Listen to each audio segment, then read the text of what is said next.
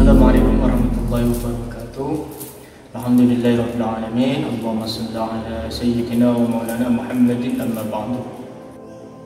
Kalam merupakan salah satu dari sifat Allah Subhanahu wa taala. Mustahil kita katakan bahwa sifat Allah taala yang baru, yakni ada permulaan bagi adanya. Adapun untuk mushaf itu hanya gambaran daripada gambaran kalamullah Allah Subhanahu wa taala. Maka yang diiktikadkan qadim itu adalah Al-Qur'an yang sebelum daripada turunnya dengan bahasa Arab. Sebagaimana firman Allah di dalam Quran surat At-Taubah ayat 6. وَإِنْ أَحَدٌ مِّنَ الْمُشْرِكِينَ اسْتَجَارَكَ فَأَجِرْهُ حَتَّى يَسْمَعَ كَلَامَ اللَّهِ ثُمَّ أَبْلِغْهُ مَأْمَنَهُ ذَلِكَ بِأَنَّهُمْ قَوْمٌ لَا يَعْلَمُونَ. Yang artinya, dan jika seseorang di antara orang-orang musyrik itu meminta perlindungan kepadamu, maka lindungilah ia supaya ia sempat mendengar firman Allah, kemudian antarkanlah ia ke tempat yang aman baginya. Demikian itu disebabkan mereka kaum yang tidak mengetahui. Ya, ilham bagi para rasul. Ilham sendiri adalah intuisi atau inspirasi atau bisikan hati yang berupa pengetahuan yang diberikan oleh Allah Subhanahu wa taala kepada para rasul atau yang lainnya. Bahkan orang awam menyebutkan ilham adalah sebuah wangsit, yang mana wangsit ini sebuah petunjuk untuk melakukan atau meninggalkan suatu pekerjaan. Adapun untuk ilham bagi para rasul tentu sebuah wahyu yang diturunkan oleh Allah Subhanahu wa taala melalui malaikat Jibril. Sebagaimana firman Allah di dalam Quran surat Surah ayat 51 yang berbunyi, "Wa ma kana li basharin an yukallimahu Allahu illa wahyan aw min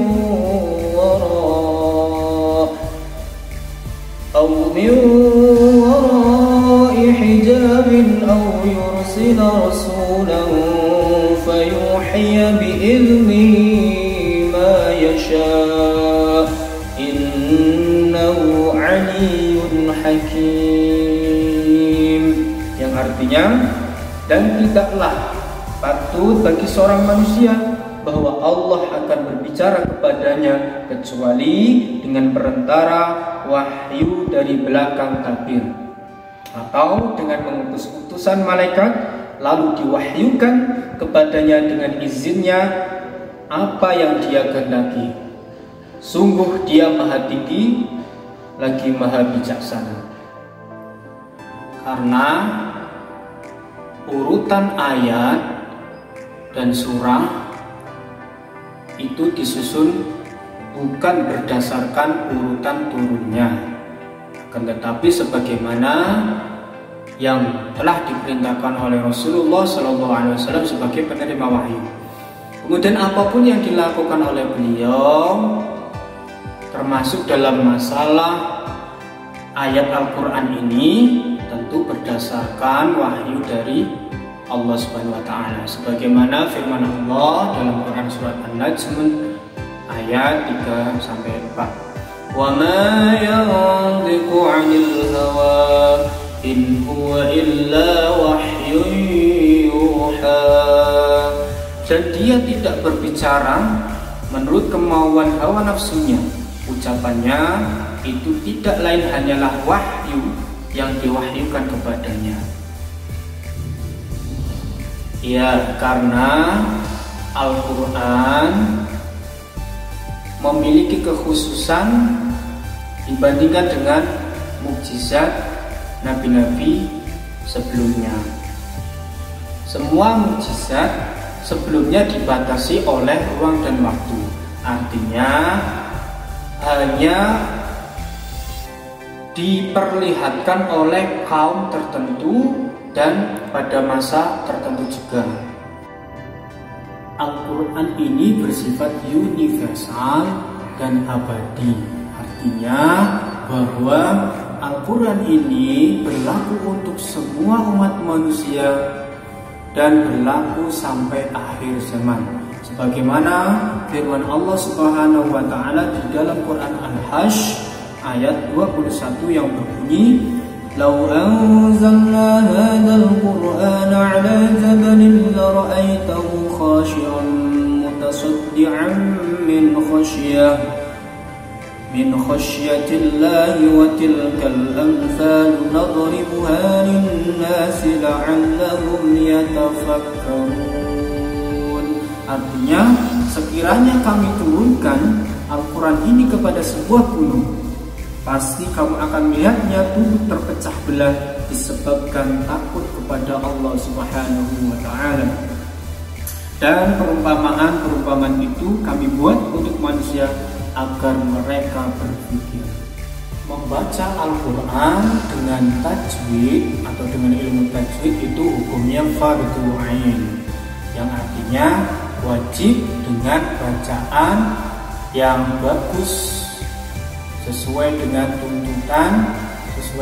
tuntunan yang ada. Di dalam Al-Quran juga Allah Subhanahu wa taala memerintahkan untuk membaca Al-Quran dengan baik dan tartil. Sebagaimana Quran surat Al-Muzammil yang berbunyi warattilil Qur'ana tartila, yang artinya dan bacalah Al-Quran itu dengan tartil atau perlahan-lahan. Hukum wanita yang sedang haid membaca Al-Quran itu ulama berbeda pendapat. Pendapat yang pertama yaitu mengharamkan. Nah, ini pendapat dari Imam Hanafi, Imam Syafi'i, dan Imam Hambali.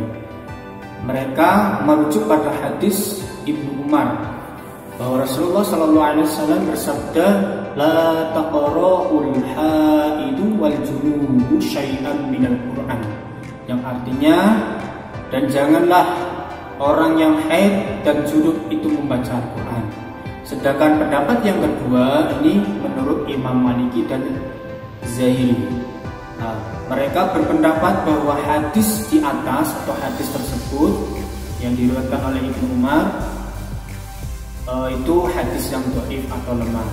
Jadi menurut beliau Imam Hanafi, Imam Maliki, Imam Zahiri ini bahwa wanita haid itu boleh membaca Al-Quran. Fatalaqa Adam min rabbih kalimatin fataba alaihi innahu wat-tawwabur rahim. Yang artinya kemudian Adam menerima beberapa kalimat dari Tuhannya, lalu dia pun menerima tobatnya. Sungguh Allah Maha Penerima Tobat, Maha Penyayang. Dalam tafsir Jalalain karya Syekh Jalaluddin, bahwa di tafsir tersebut dijelaskan bahwa Allah Subhanahu wa taala memberikan kalimat atau kata-kata kepada Adam alaihissalam melalui ilham. Kalimat ini adalah kalimat yang menjelaskan taubatnya Nabi Adam alaihissalam yang terdapat pada Quran surat Al-A'raf ayat 23 yang berbunyi, Qala Rabbana zalamna anfusana wa illam taghfir lana wa tarhamna lanakunanna minal khasirin.